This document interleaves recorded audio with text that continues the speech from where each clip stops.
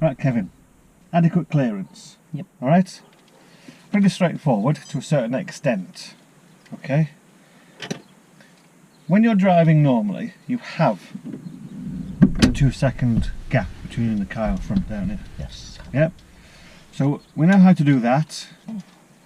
Measure 2 seconds, rear of that car goes past the fixed object, you count those 2 seconds before you get to that fixed object. Pretty easy in that one respect, isn't it, for the adequate clearance. We know that we drive a metre away from the curb, so we know about this clearance just here. Yep. So when we're driving normally, we are about equal distance in the road, aren't we? Yeah, we are. 100%. So we have about a metre away from the curb, about a metre away from the centre line, don't we? Yep. Yeah? What we can use is, obviously we know about the reference point in the windscreen, we also know about the view that you'll get in the that door mirror, so it's equal distance between the car and the curb in this door mirror, so usually towards the edge of the door mirror. And the same with this one here, the equal distance between the car and the centre white line, if there is a centre white line. Again, you're going to see it in that right hand door mirror there. Okay? So we got that, that's the easy part of adequate clearance, isn't it? Yep. Alright, obviously when we are stuck behind stationary traffic, it is the tyres and tarmac, and we know why we do the tyres and tarmac. The issue becomes more apparent when we have oncoming traffic.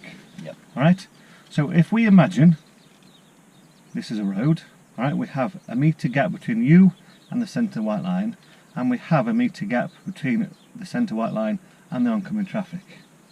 So in essence what we have is a 2 metre gap between you and the car, going the opposite direction, like that. Yep. Pretty easy. Yep. That's why we don't get any issues when we are doing what we do in ordinary driving, because we know that we have that safe gap. All right.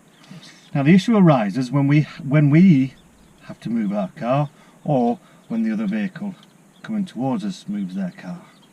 Okay. As we know, less space, less speed. So if we are having to move out for anything, again, if we can see that centre white line in that door mirror, we know that we've not crossed that centre white line. So we know that we're giving enough space. However, like I said, less space, less speed. Yep.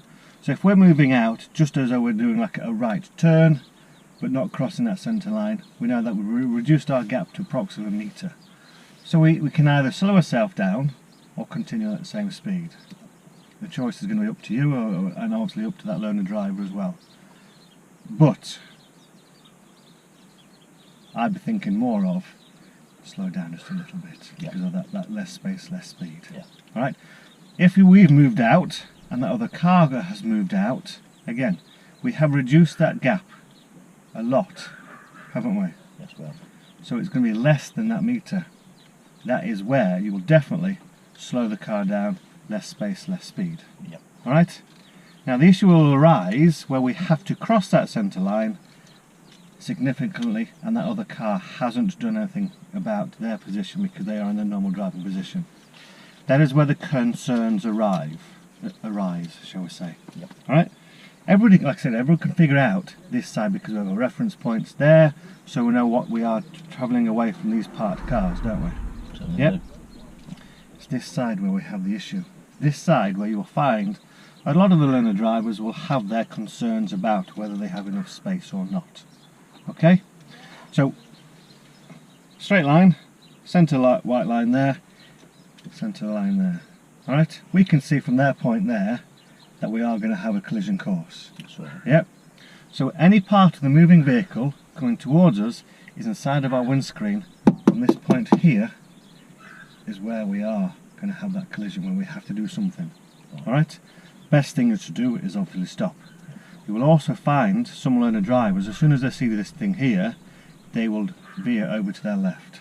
Yeah. Alright? Immovable objects, curb, parked cars, they are immovable. Therefore, you can't do anything. You can't move into that left because it's going to cause issues for you and for the car and the stationary vehicle and the pedestrians. So you need to be thinking way in advance by asking those questions. What can you see?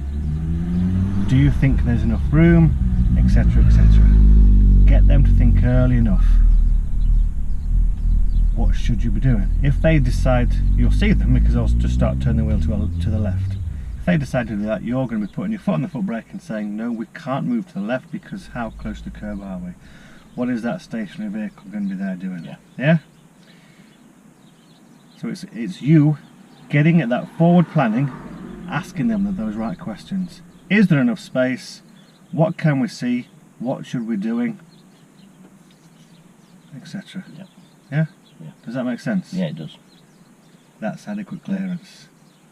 Dead easy to explain that one, isn't it? Yeah. Yeah? Alright?